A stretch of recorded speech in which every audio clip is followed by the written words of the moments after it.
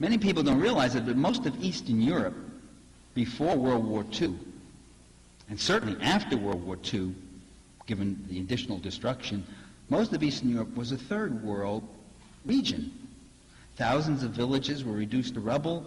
Illiteracy, poverty, disease, coal, hunger was the common lot among the peasantry and much of the working class, as it was before the war. Capital formation was almost non-existent. The same was true of pre-revolutionary Russia.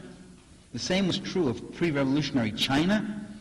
Henry Rosemont, he notes that when the communists liberated Shanghai from the U.S.-sponsored Kuomintang reactionary government in 1949, the communists found that about 20% of the population in Shanghai, 1.2 million people, were drug addicts. And every morning, special crews of street cleaners, quote, would gather up the corpses of children and adults who had been murdered during the night or died of disease, cold, and starvation.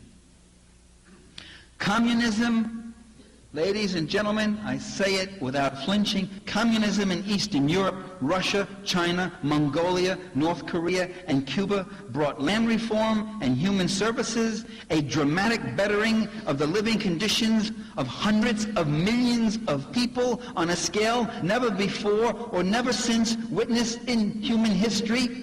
And that's something to appreciate. Communism transformed desperately poor countries into societies in which everyone had adequate food, shelter, medical care, and education. And some of us who come from poor families, who carry around the hidden injuries of class, are very impressed, very impressed by these achievements, and are not willing to dismiss them as economistic. To say that socialism doesn't work is to overlook the fact that it did work, and it worked for hundreds of millions of people. But what about the democratic rights that they lost? We hear U.S. leaders talking about restoring democracy to the communist countries. But these countries, with the exception of Czechoslovakia, were not democracies before communism. Russia was a czarist autocracy. Poland was a right-wing fascist dictatorship under Pilsudski with concentration camps of its own.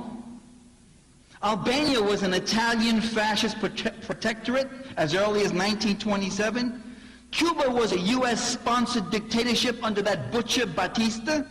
Lithuania, Hungary, Romania, and Bulgaria were outright fascist regimes, openly allied with Nazi Germany in World War II. So what democracy are we talking about restoring?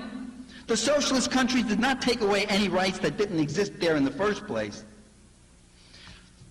Now, all of this is not to deny that communist countries suffered internal deficiencies and contradictions that were real factors in their own demise. I'm not trying to blame it. I don't want to blame it all on capitalist encirclement. Oh, if it wasn't for capitalist encirclement.